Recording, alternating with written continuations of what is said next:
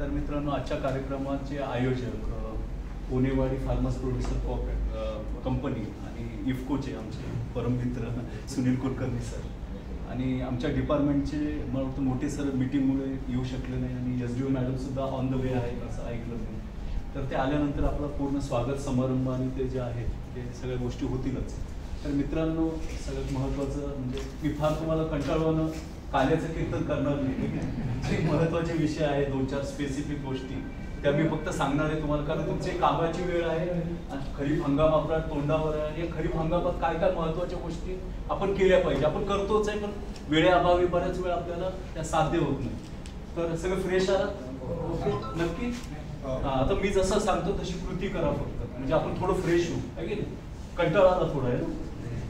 हा हात घ्या आणि बोट घ्या तुमचं. हां, तुम्ही लेफ्टी आहे का? नाही, राईट ना. उजवा हात आणि डावा तळा. हां, एक म्हटलं की एक पहिला बोट याच्यावर आपटायचं. तर आपटा बरं. आता नंबर 2चं बोट, नंबर 3चं बोट, नंबर 4चं बोट आणि पूर्ण टाळी.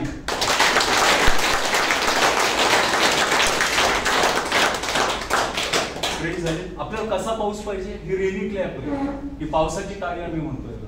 आपल्याला पहिल्यांदा पहिले 2 बोट पाऊस पाहिजे, म्हणजे तो जमिनीत मुरळ आली आपल्याला पुढच्या काळात हे होईल. आणि नंतर जेव्हा कीड रोग येतील आपल्या पिकावर तेव्हा 4थ्या आणि 5व्या बोटाची टाळी पाहिजे, म्हणजे जपरप पाऊस पडत पुढच्या रब्बी हंगामाला कायम होईल आणि आपल्या पिकावरची जी कीड आणि रोग आहे ते सुद्धा निघून जातील. फ्रेश झाले ना आता? हा, नक्की. ओके, मला तुमचा अवघडलेपणा घालवायचा होता, बरोबर आहे. आणि या वर्षी सुद्धा बाहेर लग्न समारंभ आहे आज भरपूर. तर मित्रांनो, आपल्याला यावर्षी भरपूर पाऊस मिळू, ह्या रेनी क्लॅपचा उद्देश तोच आहे की आपण टाळी वाजवल्यानंतर या हंगामात आपल्याला चांगला पाऊस मिळेल.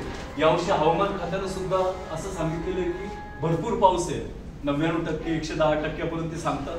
पुन्हा काल तरुण याच्यामध्ये टाइम काय महाराष्ट्र टाइम्स मध्ये पुन्हा लेख आला की आपल्या हिंदी महासागरामध्ये काय इंडियन ओशन डायपॉल म्हणून जो घटक आहे तो सक्रिय झाला म्हणे आणि निगेटिव्ह आहे तो.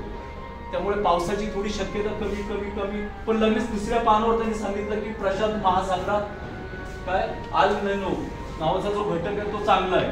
म्हणजे याच्या भांडामध्ये काय कसा पाऊस पडतो आपल्याला काही माहित नाही, पण आपली ईश्वराची अशी प्रार्थना करू की यावर्षी चांगला पाऊस पडेल आणि आपल्याला भरभरून पिकं येतील. मित्रांनो, एक गोष्ट मी बघितली गेल्या 35 वर्षामध्ये, आपण रेन डाटा म्हणजे पावसाचा जर पर्जन्यमानाचा डाटा जर आपण नेहमी बघितला रजिस्टर, तर जे 1990 साली जवळपास 69 दिवस पाऊस पडायचा. 120 पैकी 69 दिवस पावसाळा असायचा. मग कधी आपल्याला झड लागायची आपल्या लहानपणी किंवा काही गोष्टी असायच्या. पण आताचं जर रेकॉर्ड पाहिलं गेल्या 5 वर्षातलं, ते जवळपास 30च्या आत पाऊस आलेला आहे. 30-35च्या आत, म्हणजे पावसाचे दिवस हे निम्म्यावर आलेले मित्रांनो. पाऊस तर तेवढाच पडतो, 600 मिलीमीटर पाऊस आपल्या भागामध्ये, करमाड वगैरे भागामध्ये 600 मिलीमीटर पाऊस पडतो. तो गेल्या 50 वर्षात तेवढंच रेकॉर्ड आहे, ±50 मिलीमीटर. पण पावसाचे दिवस कमी झाल्यामुळे पडणारा प्रत्येक पावसाचा थेंब न थेंब आपल्या जमिनीमध्ये जिरवणं हे फक्त आपल्या हातात आहे, बरोबर आहे. हवामान खातं काही सांगू, कोणते परिणाम काही करू, पण आपली जमीन म्हणजे आपला हौद आहे. आपली जमीन म्हणजे 2.5-3 एकराची जी जमीन आहे तो आपला हौद आहे. त्या हौदामध्ये किती पाणी साठवता येईल पडलेलं, याच्यावर आपलं पुढचं गणित अवलंबून आहे. पाऊस आपल्या हातात आहे का? बटन दाबलं पडला पाऊस करमाडवर, शेकट्यावर नाहीये. तर या गोष्टी आपण फक्त सहज साध्या आपण करून घ्यायचं. मित्रांनो, मी तुम्हाला प्रश्न विचारतो, आपल्याकडे काय, आमच्याकडे काय म्हणतात, ढेकूळ भिजण्या इतका पाऊस 10 मिलीमीटर पाऊस पडला, म्हणजे सडा पडल्यासारखा पाऊस. सडा पडल्यासारखा पाऊस माझ्या शेतामध्ये पडला की म्हणजे माझ्या पायाला फक्त चिखल लागला थोडापास. ओके, एवढा पाऊस जर पडला माझ्या भागामध्ये तर 2.5 एकरामध्ये म्हणजे 100 गुंठ्यामध्ये किती लिटर पाणी पडत असेल?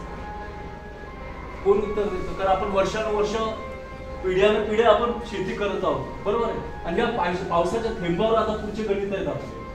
किती लिटर पाऊस पडत असेल, किती लिटर पाणी मिळत असेल?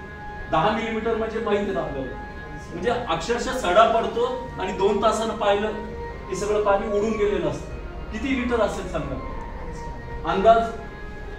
हा, गुड. अरे वा शाबास, थोडं जवळ आलं. 80,000 शाबास, अजून एक दगड मार. अच्छा अच्छा.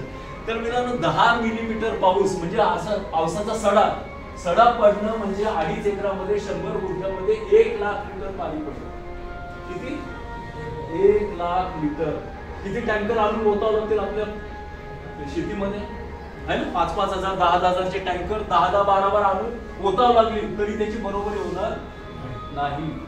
मग मला सांगा, आपल्या करमाड शेकटा भागामध्ये किंवा औरंगाबाद जिल्ह्यामध्ये 600 मिलीमीटर पाऊस पडतो म्हणजे 60 लाख लिटर पाणी आपल्याला निसर्ग तुमच्या शेताला देतो की नाही? 1 लाख लिटर 10 मिलीमीटरला असतं तर 600 मिलीमीटरला 60 लाख लिटर म्हणजे केळीसारखं पीक सुद्धा आपल्या जमिनीत येऊ शकतं. फक्त आपण आपल्या शेतातला पडणारा पावसाचा थेंब अडवला आणि जिरवला पाहिजे. असं काही केलं पाहिजे आपण की बाहेरच्या शेतकऱ्याकडे तो पाण्याचा थेंब गेलाच नाही पाहिजे. ठीक आहे, तुमचे 10-5% जास्त पाऊस झाला, एखादे पिकं पिवळे पडतील, जळतील, एखाद्या लवंडातलं शेत असं ते जळत चिबडत काही भाग, पण राहिलेलं जे पाणी आहे जेव्हा आपल्याला बखड पडती, खाडा पडतो पावसाचा, त्या काळामध्ये तुम्हाला हे पाणी कामा पडणार आहे. मग याच्यासाठी काय करता येईल? सोप्या गोष्टी. आता खरीप हंगाम आपला सुरू झाला. खरीप हंगाम सुरू होण्याच्या आधी आपण घराची लिपछाप करतो की नाही? पत्र बरोबर बसलेले आहे का, आहे ना, त्याच्या गवताचा भारा बरोबर आहे का, कुठे गळतं का, ही जेवढी आपण काळजी घेतो तेवढीच आपल्या शेताची काळजी घ्यायची. आपलं शेत म्हणजे हौद हे घरी धरायचं. प्रत्येक बांध बंदिस्ती कुठे तुटफूट झाली आहे का या ठिकाणी लक्ष कृषी विभागाकडे पाहायचं नाही की साठे साहेब इथे करतील असं नाही. आपण आपला बांध, आपल्या ह्या गोष्टी या सगळ्या आपणच दुरुस्त करायच्या. कुठे भगदड पडला असेल ते बुजवायचं, बरोबर, ही पहिली गोष्ट करायची.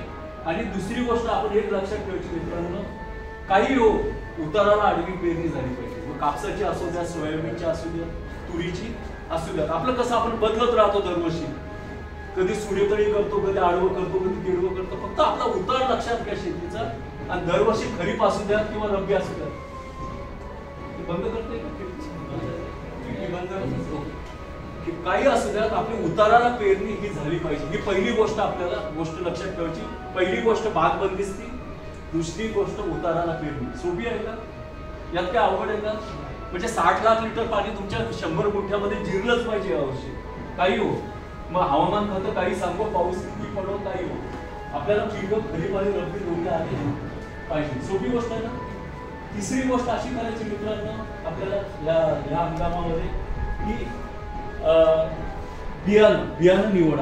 मला असं सांगण्यात आलं की यावर्षी तुम्ही कापूस आणि सोयाबीनचा पेरा वाढणारे मारतो. मका आहे का या भागामध्ये?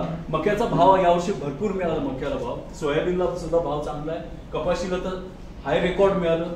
आपल्याला 2 यम आहे मित्रांनो आपल्या पाठीशी. यम म्हणजे आपलं ते काय याच्यावर काय म्हणजे म्हशीवर बसून येतो तो यम. हा, पण मी सांगतो तो यम कोणता? आपल्या इंग्रजी अल्फाबेटचा यम. इंग्रजीमध्ये यम असतो ना. यम म्हणजे मार्केट आणि यम म्हणजे मान्सून, बरोबर. एक यम आपल्याला पावलं मान्सूनचा की मार्केटवाला यम आपल्याला फरफटत मोडत नेतो, है ना. कधी कधी पाऊस कमी पडला, ते मान्सून कमी झालं तर मार्केट चांगलं साधतं, आहे की नाही. या सगळ्या 2 यम आपल्याला पाठीशी आहेत. पण मला अशी इच्छा आहे की यावर्षी आपल्याला दोन्ही यम पाहो आणि आपली सगळी शेती ही चांगल्या प्रकारे हो. बस इथपर्यंत कळालं. पहिली गोष्ट जमेल. मग शेतीची बांध बंदिस्ती, उताराला आडवी पेरणी. ओके. तिसरी गोष्ट सगळ्यात महत्वाची मित्रांनो, उत्पन्न केव्हा मिळतं आपल्याला? तुमच्या शेतामध्ये तेवढी रोप संख्या असेल तर. असं नाही होत की 50%च रोप आहे, अर्ध बी जळालं, अर्ध खडपुडीनं खाल्लं, अर्ध पाण्याअभावी जळालं आणि मी 10-20 क्विंटलची अपेक्षा करत. हे होईल का? नाही. याच्यासाठी तुमच्या शेतामध्ये तेवढी रोप संख्या जर असेल तर तेवढं उत्पन्न मिळालं, तुमचा ऑटोमॅटिक उत्पादकता वाढेल. याच्यासाठी सगळ्यात महत्वाचं आहे बियाण्याचं प्रमाण. आता कापसाच्या बाबतीमध्ये मला सांगितलं की कापूस चांगलं पीक आहे, तुमच्याकडे नेहमी येणारं पीक आहे. कापसाच्या बाबतीमध्ये सगळ्यात चांगलं जर अंतर असेल मित्रांनो, आता ड्रीप इरिगेशन आलं, सगळ्या गोष्टी आल्या, ऍडव्हान्सकडे चालले गेलो आपण. सगळ्यात चांगलं प्रमाण आहे 6 स्क्वेअर फीट. सगळ्यात चांगलं कापसाचं प्रमाण किती आहे? 6 स्क्वेअर फीट म्हणजे 6 मीटर फूट वर्ग. म्हणजे अशी जागा की ज्याचा गुणाकार हा 6 येईल. अशी जागा की ज्याचा गुणाकार 6 येईल, अशा जागेमध्ये आपलं कापसाचं 1 रोप आलं पाहिजे. आता उदाहरणार्थ, आता तुम्ही ड्रीपवाले शेतकरी काही असतील याच्यामध्ये 6 बाय 1 वर आपण लागवड करतो. 6 बाय 1 वर करतो ना, 2 ओळीत 6 आणि 2 रोपात 1 फूट. त्याचा गुणाकार किती येतो? 6. बरोबर आहे. 4 बाय 1.5, 2 ओळीमध्ये 4, 2 रोपात 1.5 फूट. किती येतो गुणाकार? 6. बरोबर आहे. किंवा 3 बाय 2, सगळ्यात सोपं म्हणजे कोरडवाहू शेतकरी जे आहे आमचे, ज्याच्याकडे ड्रीप नाही, जे पावसाच्या भरोशावर आहे, अशाने किती बाय कितीवर घ्यायचं? 3 बाय 2, 3 गुणिले 2, 6 फूट. एवढं जर अंतर आपण ठेवलं मित्रांनो, ते एका एकरामध्ये आपले 8,000 झाडं बसतात. किती? 7,500-8,000 झाडं बसतात. काही बियाणं उगवलं नाही, समजा काही कारणानं जळालं तरी 7,000-8,000 आपले हे बसतात. 25 फुलं फळं येऊ शकतात कपाशीला. 25-30 किती जरी गेली कपाशी आपली, किती जरी बाटूक राहिली, किती जरी गेली, तर एक 30-40 निघतात, है की नाही? आपण 30 धरूया शेवटपर्यंत. 30 गुणिले 6 ग्रॅमचे एक बोंड, 5-6 ग्रॅमचं एक बोंड निघतं ना. आजकाल हायब्रिड व्हरायटी निघाल्या, सगळ्या बीटी कॉटन निघाल्या. 5 ते 6 ग्रॅम एका बोंडाचं वजन निघतच आहे. नंतर कमी कमी होतं, पण ऍव्हरेज आपलं 80% उत्पन्न सर पहिल्याच वेचणीचं असतं. आपलं 70-80% उत्पन्न हे पहिल्याच वेचणीचं असतं. 5 ग्रॅम धरा, 5 ग्रॅम जरी धरलं आपण, आणि जवळपास 30-40 जरी म्हटलं तरी 5-20, 200 ग्रॅम एका झाडापासून आपल्याला उत्पन्न मिळू शकतं.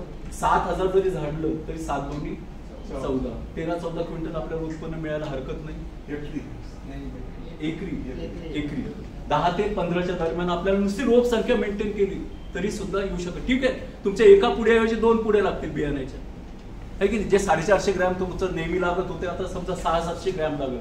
बियाण्याचा खर्च फक्त तुमचा वाढेल, पण उत्पादनामध्ये कदाचित 4-5 क्विंटलचा तुमचा फरक पडू शकेल. ओके, इथपर्यंत मान्य आहे सगळ्या गोष्टी? चुकलो तर थांबवा बरं का, कारण मी शास्त्रज्ञ नाही. मी 35 वर्ष विस्तार कार्यातच काम केलंय, त्याच्यामुळे काही चुकत असं सांगा, तुमचे काही अनुभव असतील मला सांगा. ठीक आहे, ओके. आता याच्यानंतर मित्रांनो सगळ्यात महत्वाचं आपल्याला करायचं म्हणजे शेतीची व्यवस्था आपण केली, बांधबंदिस्ती केली, बियाणं निवडलं. आजकाल तर बीटी कॉटनच आहे सगळीकडे, काय म्हणजे काय BT 2च आहे, बोलगाट 2च आहे सगळीकडे. त्याच्यात Cry1 AC, Cry2 AB सगळे त्यात जीवाणू घातलेलंच आहे. त्यांनी असा दावा आहे की बोंडाळे येणारच नाही, फक्त शेवटी येते गुलाबी बोंडाळी, ते मान्य करू आपण. फक्त आपल्याला सगळ्यात महत्वाचं आहे मित्रांनो, आपलं कुठलंही पीक, मग सोयाबीन असू द्यात का तुमचं कपाशीचं पीक असू द्यात का तुरीचं असू द्यात, पहिले 60 दिवस आपलं पीक जगवणं हे सगळ्यात महत्वाचं आहे.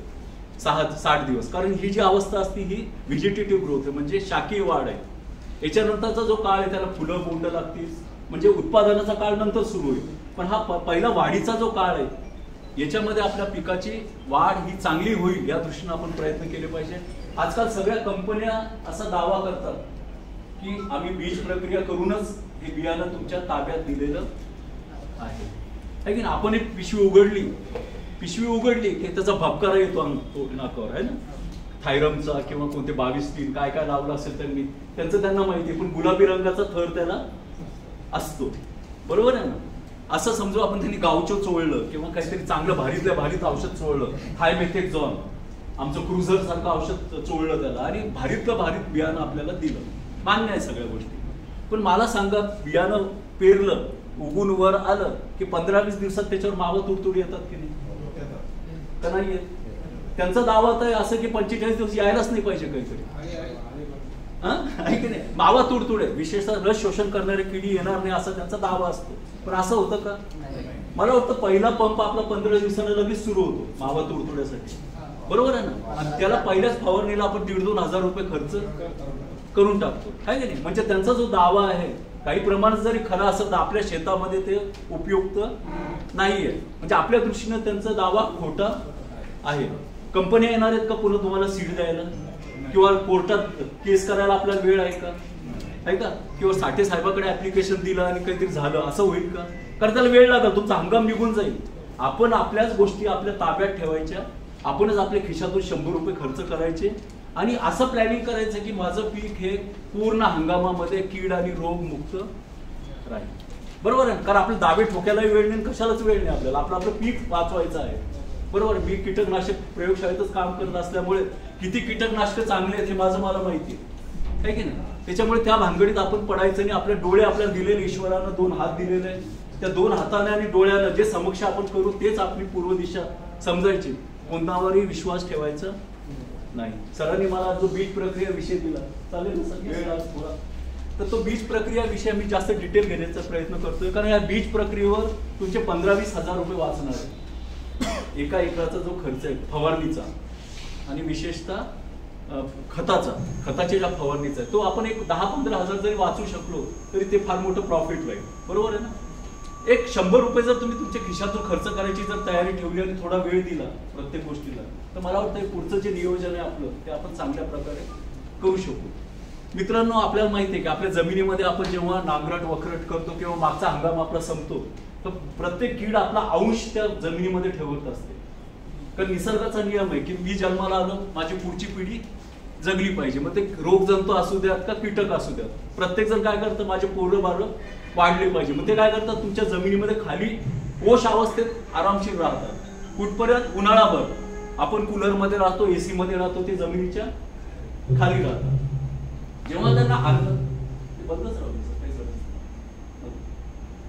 जेव्हा पिकं वर यायची सुरुवात होती, जेव्हा पाऊस पडतो, जेव्हा याच्यामध्ये ह्युमिडिटी वाढते, आर्द्रता वाढते, तर त्यावेळी त्यांना उत्साह येतो कीड रोगाला.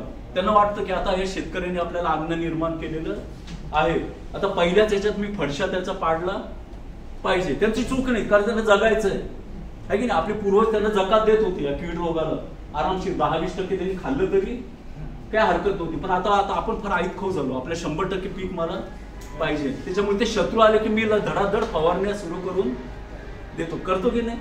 कारण मला माझे पोरं बाळ हे करायचे, माझ्या शिक्षणाचा खर्च आहे, सगळ्या गोष्टीचा आहे. त्यामुळे 100% पीक म्हणजे आजकाल आपण ऑक्सिटोसिन मारू लागलो जनावरांना, आहे की नाही. ते वासराचं दूध आपण विक्रीला काढायला लागलो, कारण ही काळाची गरज आहे. त्याच्यामुळे त्यांना जकात देणं आपल्याला आता परवडणार नाही. म्हणून पूर्वीच्याच काळामध्ये सुरुवातीलाच आपण त्याचा नायनाट करणं गरजेचं आहे.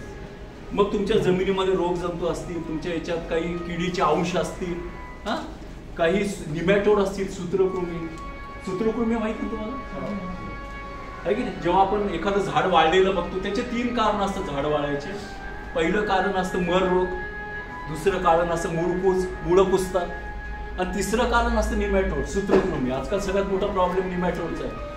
तुमच्या शेड असू द्या, पॉली हाऊस असू द्या, आपण उपटलं झाड की आपल्याला त्याचं कारण कळायला लागतं. जर त्याच्या मुळावर जर गाठी असतील कडक, आपण जर दाबून पाहिलं त्याच्या मुळावर गाठी असतील, कडक गाठी असतील, त्याच्यातून काहीच निघणार नसेल, त्याच्यातून काहीच पाणी निघणार नसेल, गुलाबी रस नसेल, तर हमखास समजायचं हे निमॅटोडमुळे झालेलं नुकसान आहे. जर एखादं हरभऱ्याचं पीक असेल, सोयाबीनचं पीक असेल, कडधान्य किंवा गडीत धान्य, तर त्याच्या मुळावर सुद्धा गाठी असतात, पण त्या मऊ असतात.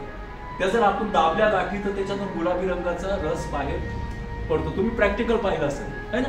मुळकूज रोगामध्ये मुळं सडतात, मर रोगामध्ये आपण जर ते फाटाळलं झाड, ते झाडाचे 2 भाग केले खोडाचे, तर त्याच्यामध्ये लाल रेष आपल्याला दिसते. हे ओळखायचे खूण आहे आपल्याला. कारण याच्यामध्ये काय माहिती का, रोगाच्या बाबतीमध्ये सगळं नुकसान होऊन जातं आपलं, आणि नंतर आपल्याला त्याची लक्षणं दिसायला लागतात. मग वरतून किती 22 टिन किती कॉपर ऑक्सिक्लोराईडनं त्याला नाहू घातलं तरी त्याचा उपयोग होत नाही. माणसाचं वेगळं आहे. माणसाला आधी पुरळ येतात, काही कॅन्सरच्या गाठी टोचतात, नंतर आपल्याला कळतं की मला कॅन्सर झालाय. पण वनस्पतीच्या बाबतीत अगदी विरुद्ध आहे. सगळा रोग होतो, सगळं नुकसान होऊन जातं, नंतर मला कळतं की माझ्या याच्यावर टिक्का आला, माझ्या याच्यावर करपा आला, माझ्यावर तेलकट डाग आले, माझ्यावर बॅक्टेरियल लाईट आला, माझ्या याच्यावर मर आला, माझ्यावर मुळकूज आला, हे नंतर कळतं. नंतर आपण किती भारी औषधं मारा, किती 1000-2000 रुपये लिटरचे जरी औषध मारले तरी त्याचा उपयोग होत नाही. म्हणून बीज प्रक्रिया हा सगळ्यात रामबाण उपाय आहे, जे 100 रुपये तुमच्या खिशातून जातील. पण कुठलंही पीक असू द्या, त्याचं पंचकर्म जर केलं ना, बियाण्याच्या पंचकर्म माहिती आहे ना आयुर्वेदामध्ये. आयुर्वेदिक डॉक्टरकडे गेले की आधी तुमची नाडी पाहते, अरे तुमच्या शरीरात फार विष साचलेलं आहे, हे साचलेलं आहे, तुम्हाला पंचकर्म करावं लागेल म्हणते. काही नाही, 2000 रुपये खर्च येईल. मग ते काही वमन उलट्या करायला लावतंय, कधी आपल्याला त्या हॉट चेंबरमध्ये घालतंय, घाम बाहेर काढतंय, वेगवेगळे 5 प्रकारचे क्रिया करता, आणि असं मग नंतर म्हणतो की तुम्ही ओके झाले, आता तुम्हाला कुठलाही रोग नाही. तसंच माझ्या बियाण्याच्या बाबतीमध्ये मला पंचकर्म करायचं, म्हणजे 5 प्रकारच्या ट्रीटमेंट मला करायच्या आहे. बरोबर आहे. कंटाळवाण नाही झालं ना. नंबर 1 असंच नंबर 1च राहू शकतो. मी आळस दिला की मी थांबवू. ओके, ते पंचकर्म आपल्याला प्रत्येक बियाणं, मग सोयाबीनचं बिया असू दे, ऊसाचं असू द्या, कपाशीचं असू द्या, तुरीचं असू द्या, तर मुगाचं असू द्या, 5 गोष्टी आपल्या डोळ्यासमोर आणि आपल्या हाताने करायच्या आहेत. ओके, सीड निवडणं म्हणजे बियाणं निवडणं हे तुमच्या हातात. पण आजकाल काय झालं म्हणजे का सीडच्या बाबतीमध्ये सुद्धा आजकाल पहिल्यासारखं सर्टिफाईड आणि फाउंडेशन सीड राहिलं नाही आता कुठल्याच कंपनीचं. आधी कसं ते इन्स्पेक्टर नेमायचे, त्यांना पगार द्यायचे, मग आमच्याकडे एक बीज प्रमाणीकरण यंत्रणा आहे, त्याचे लोक येऊन पाहायचे की रोगिंग आहे का, अंतर बरोबर आहे का, फुलं बरोबर आहे का, फळं बरोबर आहे का, त्याच व्हरायटीचे ते फळं आहेत का. आता काही नाही, आता डायरेक्ट वडापाव सिस्टीम आहे की नाही. आता काय करतात, प्रोक्युरमेंट करतात, कुठून तरी बियाणं गोळा करतात, बरोबर आहे. त्या बियाण्याला कुठेतरी लाल रंग फासतात, म्हणजे गावचो लावतात, काही हे करतात, पॅकिंग अट्रॅक्टिव्ह करतात, देवाधर्माचे नावं त्याच्यावर अप टू डेट आहे की नाही. तुम्हाला डाळबट्टीचं जेवण देतात, बरोबर आहे. आणि ट्रुथफुल नावाचं बियाणं तुम्हाला विकतात. ट्रुथफुल म्हणजे काय, सत्यता दर्शक. सत्यता दर्शक मध्ये कोणाचं कोणाला कंट्रोल नाही. हे कंपनी स्वतःच्या रिस्कवर विकते मित्रांनो. रिस्क म्हणजे माझं जर शेतामध्ये काही उगवलं नाही, तुम्ही कंप्लेंट केली, कंपनी गुपचूप तुम्हाला जे भरपाई आहे. LIC ची पॉलिसी, LIC माहिती ना तुम्हाला, 100 जणांनी पॉलिसी काढल्या तर एखादच गचकतं आहे की नाही. मग LIC फक्त ते एकाला भरपाई देतात, 90 जणांचे पैसे 99 जणांची खिशा आहे की नाही. सीडमध्ये हीच पॉलिसी आली. त्याच्यामुळे यावेळी सीडच्या बाबतीत सुद्धा जागरूक राहा. चांगल्या कंपनीचं सीड घ्या, सीडची पावती ठेवा, खालच्या बाजूनं सीड फाडा, म्हणजे पिशवीची खालची बाजू फाडा, वरचा भाग तसाच राहू द्या सगळं, त्याचे टॅग वगैरे. कारण उद्या जर काही हे झालं तर तुम्हाला कंप्लेंट करायला अर्जासोबत ते जोडणं तुम्हाला गरजेचं आहे. ओके, आता मला पुढच्या आठवड्यात समजा पेरणी करायची, समजा पावसाळा आला, 4 दिवसात मान्सून येणार असं म्हणतात, कदाचित पुढच्या आठवड्यात आपल्याकडे पाऊस येण्याची शक्यता आहे. सीड निवडलं तुम्ही तर त्याला हे 5 प्रक्रिया करणं हे अत्यंत गरजेचं आहे. पहिली प्रक्रिया मित्रांनो गावचो, म्हणजे याच्यासाठी रस शोषण करणाऱ्या किडीसाठी तुम्हाला तुमच्या डोळ्यासमोर करण्याची गरज आहे. त्याच्यासाठी 2 चांगल्या कंपन्यांचे 2 चांगले औषधं उपलब्ध आहे. पहिली हे आहे इमिडाक्लोप्रिड. इमिडाक्लोप्रिड माहिती आहे ना तुम्हाला, वेगवेगळ्या कंपनीचे वेगवेगळे नाव आहे. बायर कंपनीचं इमिडाक्लोप्रिड आहे, त्याचं गावचो नावानं औषध आहे. वेगवेगळ्या काही कंपन्यांचं थायमेथेक्झॉन आहे, त्याचं काय म्हणतात त्याला, वेगवेगळे आहेत. कंपनीचे नावं न घेणं चांगलं, पण त्याच्यामध्ये 2 औषध आहे मित्रांनो. 48% FS, 48% FS आणि 30% FS. दुकानदाराला मागताना 48% FS मागायचं किंवा 30% FS. इमिडाक्लोप्रिड जर वापरणार असेल तर 48% FS वापरा. थायमेथेक्झॉन नावाचं औषध आहे ते जर वापरणार असेल तर 30% FS वापरा. कारण हे 2 जे ब्रँड आहेत, जे 2 फॉर्म्युलेशन आहेत, हे खास बीज प्रक्रियेसाठी निर्माण केलेले आहे. कारण हे चिटकतात, त्याच्या स्टिकर आहेत. तुमच्या जर सीडला लावायचं असेल, तुम्ही नुसतं त्याचं पाण्यात विरघळलं आणि त्याच्या शिंपडलं जरी, 1 कणक होईना तुमच्या बियाण्याला लागला की तुमचं बियाणं हे पुढच्या 1.5 महिन्यासाठी का होईना रस शोषण करणाऱ्या किडीपासून, म्हणजे मावा, तुडतुडे, फुलकिडे, पांढरी माशी, पिठ्या ढेकून, हे जे रस शोषण करणारे किडे आहेत याच्यापासून तुमचं पीक हे बऱ्याच अंशी मुक्त होण्याचे चान्सेस आहेत. समजलं इथपर्यंत? किती वापरायचं? 10 ग्रॅम. जर पावडर फॉर्म मध्ये असेल तर 10 ग्रॅम, आणि जर लिक्विड असेल, आजकाल FS म्हणजे लिक्विड फॉर्म मध्ये येतं, म्हणजे त्याचं हे येतं काय म्हणतात त्याला, चिकट द्रव येतो, ते जर असेल तर 10 ml प्रति किलो बियाणं. सोपं आहे ना. कुठलंही पीक असू द्या, या 2 पैकी एक औषध तुम्ही 10 ml वापरायचं किंवा 10 ग्रॅम वापरायचं. त्याच्या बियाण्याला ते चोळायचं, सावलीमध्ये वाळू द्यायचं आणि तसंच ठेवायचं सावलीमध्ये, हे लक्षात घ्या, बरोबर. याचा किंमत आहे मित्रांनो, हे 500 रुपयाला, 400 ते 500 रुपयाला 100 ml किंवा 100 ग्रॅम येतं, बरोबर आहे. म्हणजे जवळपास 5 रुपये प्रति ग्रॅम याचा खर्च आहे. म्हणजे 50 रुपये असं समजा की आपल्या खिशातले चहा पाण्याला आपण खर्च केलेले आहेत असं समजायचं. कंपनीने लावलेलं आहे, पण आपल्या डोळ्यासमोर आपण सुद्धा लावून घ्यायचं. 50 रुपये खर्च मला वाटतं काही महाग नाही. ही जर फवारणी करायची असेल मित्रांनो तर याचा खर्च लागतो 5 ml प्रति लिटर. म्हणजे 15 लिटरची जर टाकी असेल याची तुमची, तर 75 ते 80 ml औषध तुम्हाला एका टाकीला लागतं, आणि एका एकराच्या फवारणीला म्हणतो 10 ते 12 टाक्या तुम्हाला कमीत कमी लागतात. म्हणजे अर्धा लिटर कमीत कमी औषध तुम्हाला फवारणीसाठी लागू शकतं, जे आपण 10 ml मध्ये आपलं काम होऊ शकतं. हे मान्य आहे का? मान्य आहे का? याच्या पाण्याचा खर्च वेगळा, त्याचा पीएच तर आणखी वेगळाच प्रकार आहे. पाण्याचा पीएच आपल्या जमिनीमध्ये मित्रांनो सगळं आम्ही टेस्टिंग करतो तेव्हा 9 पेक्षा जास्त पीएच आहे. म्हणजे आपली अल्कलाईन जमीन आहे, म्हणजे बिंबलयुक्त जमीन आहे. ह्या पाण्यामध्ये आणि ह्या जमिनीमध्ये काही टाका याचं विघटन होत राहतं आणि तुम्ही जे औषधं खतं वापरता त्याचा कमीत कमी उपयोग तुमच्या पिकाला होतो. मग आपण लिंबू पीळ कुठे काही आहे की नाही, आपले प्रयोग आपण वेगवेगळे सुरू करतो. काही केमिकल सुद्धा बाजारामध्ये आहे, आपण त्याच्यात मिसळतो, आपल्या पाण्याचा पीएच कमी करण्याचा प्रयत्न करतो, आपल्या जमिनीचा पीएच कमी करण्याचा प्रयत्न, आणि आपल्या खिशातून जे 10-20 हजार रुपये जातात त्याचं कमीत कमी नुकसान होईल या दृष्टीने आपण प्रयत्न करतो. ओके, इथपर्यंत समजलं? पहिली प्रक्रिया कळाली पंचकर्मातली, याच्यात काही शंका? दुसरी गोष्ट मित्रांनो, माझ्या याच्यामध्ये आता सुनील सर सुद्धा पॅथॉलॉजीचे, मी सुद्धा पॅथॉलॉजी थोडंफार केलं.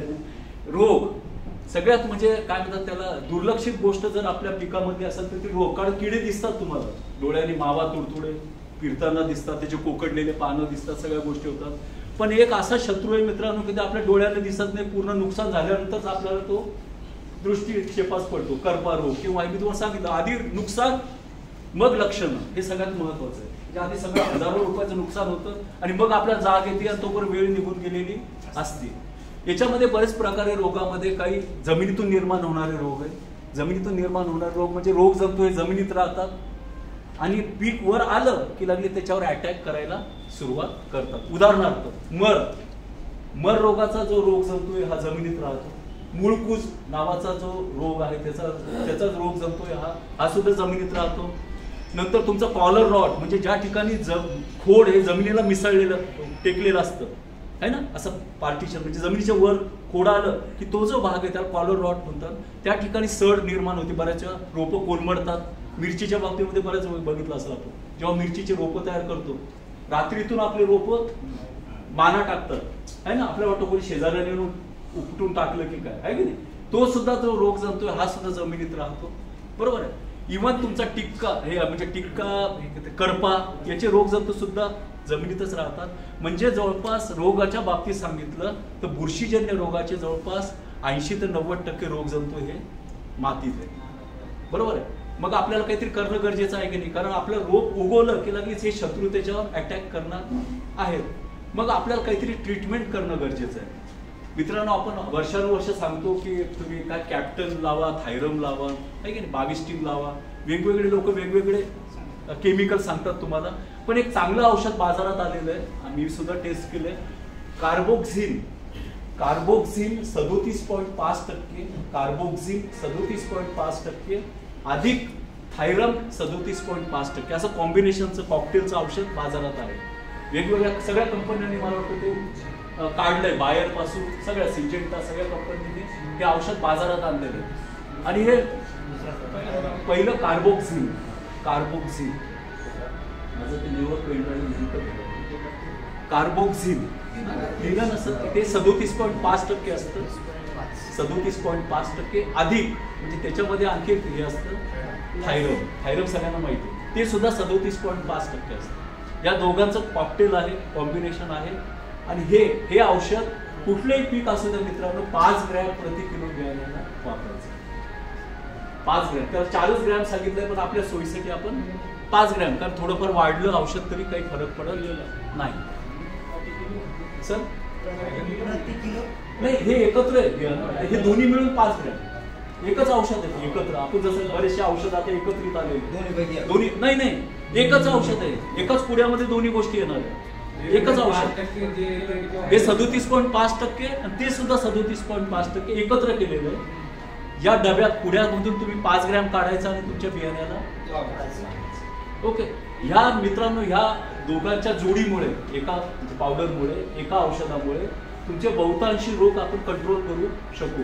फक्त जर तुमचं बाजरीचं पीक असेल किंवा भुईमुगाचं पीक असेल, बाजरी आणि भुईमुग याच्यावर करपा आणि तांबेरा रस्ट जे म्हणतो आपण, बरोबर आहे, टिक्का, भुईमुगावर टिक्का, आणि बाजरीमध्ये काही बरेचसे गोसावी रोग येतो, डाउनी मिल्ड्यू. गोसावी माहिती आहे तुम्हाला, ते कणसाला दाढी मिशा फुटतात, बरोबर आहे ना. आपल्याकडचं म्हणजे आमच्या सिल्लोडकडचं बाजरी पीकच नष्ट झालं केवळ गोसावी रोगामुळे, डाउनी मिल्ड्यू. त्याला धडाधड केस फुटले, दाणे भरत नाही, चिकटासारखं ते कणीस होऊन जातं आणि चिपकून जातं, त्याला एकही दाणं बाहेर पडत नाही. ते याच्यासाठी मेटॅलॅक्झिल नावाचं औषध आहे बाजारामध्ये. मेटॅलॅक्झिल म्हणजे जर बाजरीसारखं पीक असेल, भुईमुगाचं पीक असेल तर हे लावा. आणि मेटॅलॅक्झिल स्वस्त औषध आहे, स्वस्त पावडर आहे मेटॅलॅक्झिल. 31% मध्ये येतं, 31.8% तर याची सुद्धा 5 ग्रॅमची जर तुम्ही बीज प्रक्रिया केली तर त्याच्यावर गोसावी रोग येणार नाही, डावणी मिल्ड्यू येणार नाही, आणि टिक्का नावाचा जो रोग आहे भुईमुगामध्ये रस्ट, तो सुद्धा तुमचा येणार नाही. सोपं आहे ना. एकच औषध लक्षात ठेवायचे, एकच हे करायचं, चांगल्या कंपनीचं घ्यायचं आणि बीज प्रक्रिया करायची. 2 भाग झाले. कंटाळा नाही आला ना?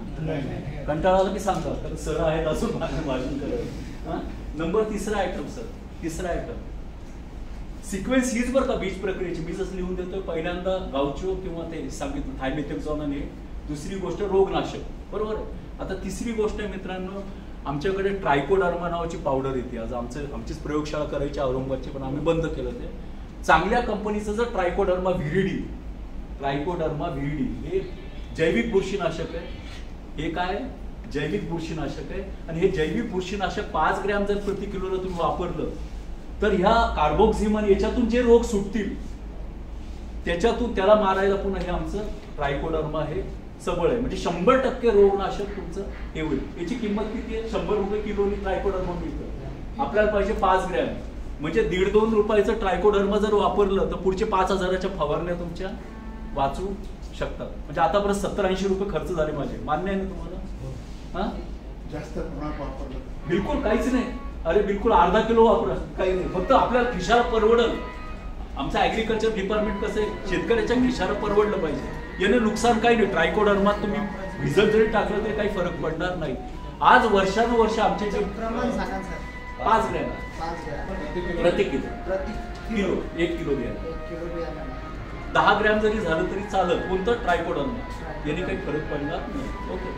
वर्षानुवर्ष आपल्या शेणखताचे जे खड्डे आहेत मित्रांनो, शेणखताचे आपण काय करायचं, काय आंघोळीच्या पाणी वगैरे ते सगळं आपण सडवायचं त्याला, आणि त्याच्यामध्ये कदाचित त्या काळामध्ये ट्रायकोडर्माची बुरशी ते डेव्हलप होत असत त्या खड्ड्यामध्ये. आणि ते शेणखत जेव्हा आपण शेतात आणून टाकत असू त्यावेळी ते शेतामध्ये पसरले की ट्रायकोडर्मा ऑटोमॅटिक तुमच्या शेतामध्ये पसरले. कारण त्या काळात पाऊस काळ खूप होतो, म्हणजे झड लागायची, ह्युमिडिटी चांगली असायची त्या काळामध्ये, म्हणजे पोषक वातावरण असायचं, त्यामुळे ती बुरशी आपोआप वाढत असत. पण आपण इतकी जमीन निर्जीव केली सध्याच्या काळात, शेणखत बंदच झालं आहे की जमिनी निर्जीव झाली, त्यामुळे आपल्याला हे विरजण टाकणं आता गरजेचं आहे. माझी तर अशी इच्छा आहे, प्रत्येकाकडे जर शेणखताचा खड्डा तुम्ही दरवर्षी करत असाल तर त्याच्यामध्ये 1 किलो जर ट्रायकोडर्मा तुम्ही आणून टाकलं, कशामध्ये? शेणखताच्या खड्ड्यामध्ये. त्याच्यामध्ये जर 1 किलो आणून टाकलं आणि त्याला दररोज पाण्याचा पुरवठा जर असेल त्या खड्ड्याला, तर 100% ट्रायकोडर्मा तुमचा त्या खड्ड्यात तयार होऊ शकतो. म्हणजे दोन्ही काम होतील. शेणखतही लवकर तयार होईल. ट्रायकोडर्माचे 2 उपयोग आहेत. शेणखत लवकर तयार करते, म्हणजे बाकी जगाचा जर 6 महिन्यात शेणखत तयार होत असेल तर ट्रायकोडर्मा वापरून तुमचा 3 ते 4 महिन्यातच शेणखत तयार होईल. आणि शेणखताबरोबरच ट्रायकोडर्माची बुरशी तुमच्या शेतामध्ये. मान्य आहे का? सोपं आहे ना? ही गोष्ट करायची तुम्ही. यावर्षी जर उठली तरी पुढच्या वर्षी शेणखताच्या खड्ड्यामध्ये जिथे कुठे मिळेल, बाबळेश्वरून आणा, कुठून जिथे क्वालिटी ट्रायकोडर्मा मिळेल, तुमच्याकडे मोसंबीच्या बागा असतील, डाळिंबाच्या बागा असतील, त्याच्यासाठी तर जास्तच उपयुक्त, ते सुद्धा तुम्हाला आणून टाकणं गरजेचं आहे. बरोबर आहे. काल्याचं कीर्तन थांबू का? चालू देतो. कारण मंडळी डोळायला लागली, आता काय हरकत नाही. चालतंय. चौथी गोष्ट मित्रांनो, याच्यामध्ये आमच्याकडे एक जैविक बुरशी आहे, पॅसिलोमायसिस नावाची. पॅसिलोमायसिस. तुमच्याकडे अद्रकीचं क्षेत्र वाढत चाललं आजकाल, हळदीचं क्षेत्र सुद्धा वाढत चाललं. तुमच्याकडे काही भाजीपाल्याची पिकं आहेत, आहे की नाही? ज्या ठिकाणी आर्द्रता भरपूर आहे, ज्या ठिकाणी भरपूर पाणी दिलं जातं वर्षभर, त्या ठिकाणी सूत्रकृमीचा प्रादुर्भाव प्रचंड आहे. तुम्ही कुठले टोमॅटोचं रोप उपटून बघा, त्याच्या मुळावर गाठी यायचे. मिरचीचं रोप उपटून बघा, त्याच्यावर गाठी यायचे. भाजीपाल्याच्या प्रत्येक पिकावर यायचे, तुरीवर यायचे. सगळ्याकडे सूत्रकृमीचा प्रॉब्लेम आहे. शेडनेट पॉलीहाऊसमध्ये सुद्धा आहे. तुम्ही जे जरबेरा लावला, गुलाब लावला, ते रोप सुद्धा मरायला लागले, त्याला पर्याय नाही. ती पॅसिलोमायसिस नावाची जी बुरशी ना मित्रांनो, सूत्रकृमीला नाशक आहे. त्याचे जर तुम्ही 4-5 ग्रॅम जर त्याला सीडला लावलं किंवा नंतर तुमच्या आळ्यामध्ये, बरोबर आहे, 1 किलो 100 लिटर पाण्यामध्ये मिसळून पॅसिलोमायसिस जर आळ्यात तुम्ही टाकलं, त्याचं द्रावण, ड्रिंचिंग आपण म्हणतो त्याला, तसं जर केलं तर सूत्रकृमीचा 90% नाश होण्याचे चान्सेस आहे. तुमचं कार्बो सल्फॉने काही करत नाही, कार्बो फिरॉनचे ग्रॅन्युल काही करत नाही, क्लोरोपायरिफॉस सुद्धा काही करत नाही सूत्रकृमीला, जे भारी भारी औषध आहे 1,500-2,000 रुपये लिटरचे, ते सुद्धा काही करत नाही. तेवढी आमची 100 रुपये किलोची पॅसिलोमायसिस लिलियासिलस नावाची बुरशी आहे. ओके, ज्याच्याकडे अद्रकीचं पीक आहे विशेषतः आजकाल आमच्याकडे खूप आहे, म्हणजे सिल्लोड कन्नडकडे आपल्याकडे कमी आहे, पण भाजीपाला जरी असेल तरी पॅसिलोमायसिस नावाची बुरशी हे वापरणं हे जास्त उपयुक्त आहे. ओके, इथपर्यंत समजलं? ठीक आहे. नंतर चौथी गोष्ट मित्रांनो मी सांगतो तुम्हाला, आपण चौथीच्या भूगोलात शिकलोय की हवामान, वातावरणामध्ये नायट्रोजन जवळपास 79 ते 80% हवेमध्ये नत्र आहे. शिकलो ना आपण. बाकी ऑक्सिजन आहे, हायड्रोजन आहे, बाकी छोटे छोटे वायू आहे, पण मुख्य काय नत्र आहे. बरोबर आहे, 80% जवळपास. पूर्वीच्या काळामध्ये सेंद्रिय शेती होती, भरपूर शेणखत पडत होतं, रोगजंतू तुमच्या जमिनीमध्ये होते, ते बरोबर त्या हवेतलं नत्र ओढूनही घेत होते, तुमची पिकं आपोआप येतही होते, आहे की नाही. पण आजकालच्या काळामध्ये आपण सगळे विरजन नष्ट केले जमिनीतले, कारण निर्जीवन जमीन झाल्या. आपण राहिले सायला तर विडीसाईड वापरायला लावलं, तणनाशकांना राहिले सायले रोगजंतू मरून गेले, सगळी जमिनी चिबड कडक आणि निर्जीव झालेली आहे. म्हणून आपल्याला आता विरजन, जसं आपण 100 लिटर दुधामध्ये आहे ना एक पावशेरभर दही टाकतो आणि त्याचं विरजन तयार करतो, तसे असे विरजन आणून टाकायचे आपल्याला. बरोबर आहे ना. आता वरचं 80% नत्र जर आपल्याला जमिनीत आणायचं असेल तर काही ना काही रोगजंतू आपल्याला निर्माण करावं लागतील. मग त्याच्यासाठी आपल्याकडे रायझोबियम कल्चर बाजारामध्ये उपलब्ध आहे. रायझोबियम बऱ्याच ठिकाणी आम्ही म्हणजे शेती खात्यात आम्ही जेव्हा सुरुवातीला लागलो तेव्हा फुकट वाटायचो, घरोघर घेऊन ते वाटायचो. ती काळी पावडर असायची, लोक मुखड्यावर फेकायचे, कोणी ते खेळ खेळायचे, कोणी रंगपंचमीला वापरायचे, आहे की नाही. पण तेव्हा फुकट होते, त्याची किंमत नव्हती. आज त्याची गरज आहे, पण त्याची किंमत सुद्धा स्वस्तच ठेवलेली मला वाटतं. 15-20 रुपयाचं 250 ग्रॅमचं पाकिट आजही गव्हर्नमेंटनं सबसिडीनं उपलब्ध करून दिलेलं आहे. मला 10 किलोला 250 ग्रॅम पाहिजे, म्हणजे 25 ग्रॅम प्रति किलोला पाहिजे. म्हणजे किती लागतंय? फक्त 1.5 ते 2 रुपयाचं मला कल्चर 1 किलोसाठी लागतंय. किती? 1.5 ते 2 रुपये. परवडतं ना आपल्या खिशाला? जर ते तुम्ही लावलं 25 ग्रॅम 1 किलो बियाण्याला रायझोबियम, आता सोयाबीनचा जर पेरा वाढला ना तुमच्याकडे, बाकी पिकाला समजा आता तृणधान्य असतील, मका, ज्वारी, बाजरी सारखे पीक असतील तुमच्या, आजकाल मला वाटतं बाजरीचं सुद्धा कॉन्ट्रॅक्ट फार्मिंग आहे, त्याच्यासाठी ॲझेटोबॅक्टर नावाचं जे आहे, ॲझेटोबॅक्टर 25 ग्रॅम वापरा, त्याची सुद्धा किंमत 15 रुपये आहे. कडधान्य असतील तर रायझोबियम वापरा तुमच्या तूर मूग उडदासाठी. बरोबर आहे. ऊसाचं पीक असेल तर ॲसेटोबॅक्टर वापरा. सेम ट्रीटमेंट सेम, फक्त वेगवेगळे आहे. सोयाबीनसाठी काय रायझोबियम जॅपोनिकम नावाची स्पेशल बुरशी आहे. रायझोबियम काय म्हटलं, रायझोबियम जॅपोनिकममुळे सोयाबीनचं जे आहे त्याच्या मुळाच्या गाठी भरपूर येतात आणि मॅक्झिमम हवेतला युरिया तुमच्या पिकाला ते मिळून देते. जर मला फुकट एखादी बॅग जर 1 एकरामध्ये युरियाची मिळत असेल, परवडतं का नाही? का नकोय आपल्याला? मी 1.5 रुपये माझ्या खिशातून खर्च करून 500 रुपयाचा जर युरिया माझ्या शेतात आणत असेल, मला वाटतं काही हरकत नाही. म्हणजे सौदा घाट्याचा नाही, काय घाट्याचं नाही. समजलं? आता एक गोष्ट मित्रांनो, आपण वर्षानुवर्ष पाचवी गोष्ट आपण वर्षानुवर्ष सुपर फॉस्फेट वापरतो, सिंगल सुपर फॉस्फेट. बरोबर आहे. 16% असतं त्याच्यामध्ये. बरोबर आहे. स्फुरद किती असतं? 16%. त्यातही गोमे मित्रांनो 16%पैकी काही हा पाण्यात विरघळणार आहे स्फुरद, आणि काही हा ऍसिडमध्ये विरघळणार आहे. ऍसिड म्हणजे काय? आपल्याला काही ते तेजा बांधून ओतायचं नाही. ऍसिड म्हणजे काय? माझ्या जमिनीमध्ये जे सूक्ष्म अन्नद्रव्य आहेत, जे जीवाणू आहेत, ते काय करतात? पिकाकडून अन्नद्रव्य घेतात आणि त्या मोबदल्यामध्ये काही रस सोडतात, आणि ते रसामध्ये हा तुमचा स्फुरद हा विरघळायला सुरुवात होतो आणि मग तुमच्या पिकाला ते मिळायला सुरुवात होतं. समजलं?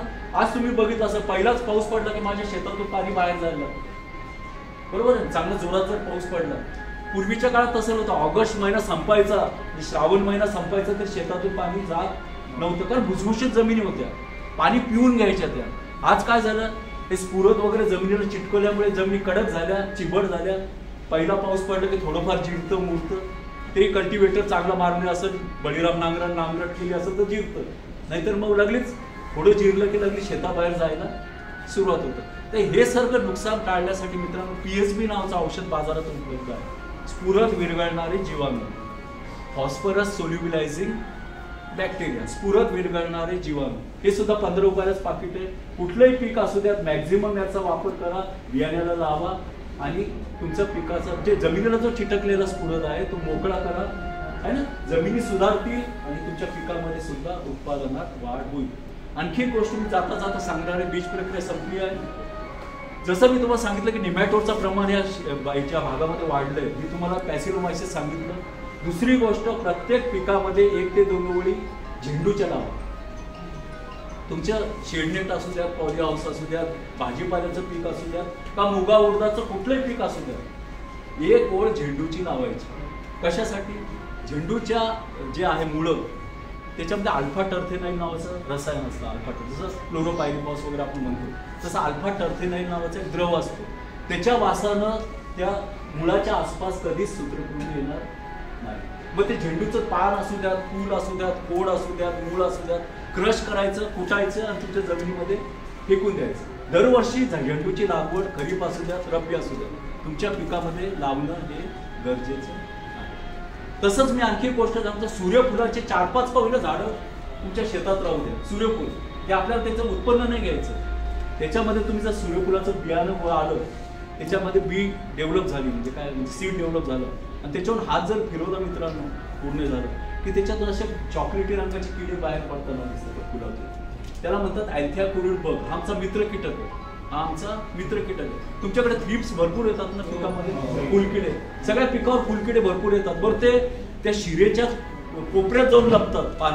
पाण्याची जी शिर असते अशी त्याच्या कोपऱ्यात जाऊन लागतात. तुम्ही किती वरतून फवारणी आणा, एक तर खालच्या बाजूला असल्यामुळे ते औषध पोहोचतच नाही आणि त्या कोपऱ्यात असल्यामुळे तर अजिबातच पोहोचत नाही. त्याच्यासाठी अँथ्याकोरिड बग फार फायद्याचे. एक 10-5 झाडं जर तुम्ही एका एकरामध्ये सूर्यफुलाचे असतील तर अँथ्याकोरिड बग जवळपास 20-25% थ्रिप्स तुमचे खाऊन गेले आणि आपोआप तुम्हाला झोपेत आपण असतो तोपर्यंत हे कंट्रोल तो मुक्तपणे करून टाकतो. ओके. आंबाडीची झाडं लावा. आंबाडीमध्ये असा काही द्रव असतो की जसीड माहिती ना, तुडतुडे तिरप्या रंगाने फिरणारे, ते जसीड कधीच तुमच्या शेतामध्ये येणार नाही. आंबाडीचा जो वास असतो, स्मेल, त्याच्यामुळे तुडतुडे येणार नाही.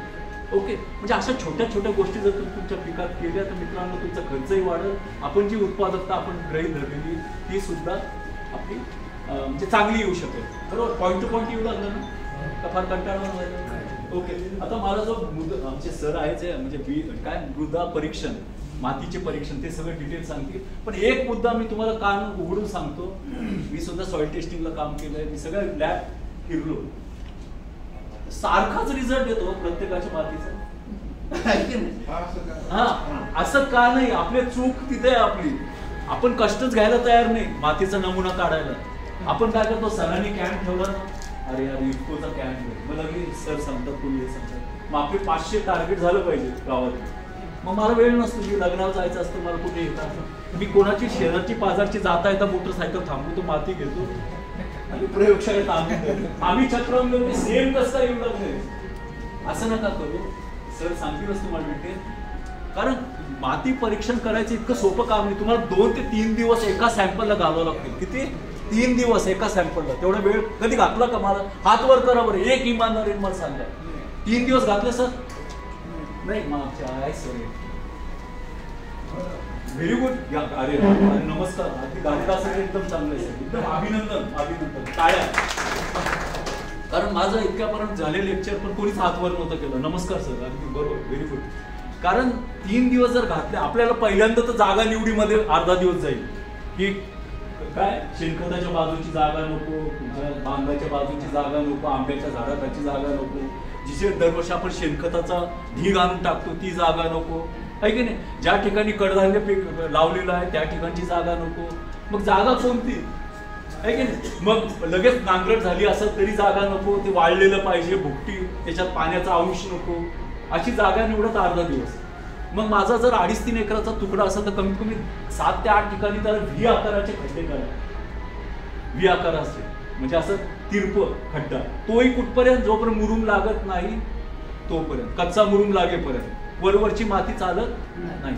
त्याचा सगळा उपसा करायचा त्या खड्ड्यातला, व्ही आकारातल्या, सगळं काढून टाकायचं आणि नंतर ती जे भिंती आहेत बाजूच्या त्या खरडवायच्या. जी माती खाली पडल अशा 7-8 खड्ड्यातली ती गोळा करायची, एका पोत्यावर ठेवायची, त्याला मिक्स करायचं चांगलं, त्याचे 4 भाग करायचे, समोरचे 2 भाग फेकून द्यायचे, पुन्हा 2 भाग, त्याचे पुन्हा 4 भाग, असं करत करत अर्धा ते पाऊण किलो जेव्हा माती राहील ती चाळून गाळून नंतर प्लॅस्टिकच्या पिशवीमध्ये भरायची, त्याला वरतून कापडी पिशवी लावायची, मागचं पीक लिहायचं, पुढचं पीक लिहायचं, सगळं लिहायचं, त्याचा एरिया लिहायचा आणि नंतर तो मातीचा नमुना प्रयोगशाळेत द्यायचा. चालेल ना, 3 फुटाची मुरुम लागला तर थांबवायचं. याच्यासाठी ज्या भारी जमिनी मित्रांनो कमीत कमी 3 फुटाचा आम्ही टार्गेट ठेवलेलं, त्याच्यावर गेलं की आपण जसं बेसमेंट खाली डिझाईन 3 फूट, कारण प्रॉडक्टिव्ह मुळाचे जमिनीचे मुळं कुठपर्यंत जातात 3-3.5 फूट. आपल्याला त्या मुळाची काळजी घ्यायची की ते अन्नद्रव्य किती ओढून घेऊ शकतात.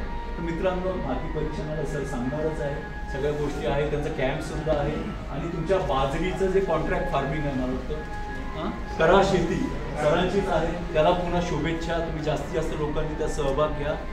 पुढचा खरीप हंगाम तुमचा चांगला यावं. माझं जे कीर्तन तुम्ही अर्धा पाऊण तास ऐकलं त्याबद्दल मी आभारी आहे. माहिती दिली, मला ते डायरेक्टर येणार असल्यामुळे थोडी गडबड आहे, त्यामुळे मी घाई केली. तर मी क्षमस्व आणि पुन्हा एखाद्या वेळी मित्रांनो पुन्हा भेटूया. ऋण मातीचं घेऊन माती संगेचं भिजावं आणि अंकुराच्या संगीतीच्या कुशीत रुजावं, असं ज्यांचं व्यक्तिमत्व आहे त्यांनी 24 सरांनी अगदी ओघवत्या साध्या सहज सुलभ अशा भाषेमध्ये, थोडक्यात म्हणजे शेतकऱ्याच्या भाषेमध्ये आपल्याला माती परीक्षण आणि बीज प्रक्रियेचे महत्त्व या विषयाच्या अनुषंगाने सविस्तर असं मार्गदर्शन केलं आणि आपण सुद्धा त्यांचे जे काय आपल्या शंका होत्या ते आपण त्यांचं पण झालेलं आहे. श्री प्रदीप चौबे, कृषी अधिकारी, कीटकनाशक प्रयोगशाळा औरंगाबाद. आपण नियोजित जो कार्यक्रम होता त्याच्या अगोदरच आपण त्यांचं व्याख्यान या ठिकाणी केलं आणि आपल्या सर्वांतर्फे मी त्यांचे आभार मानतो.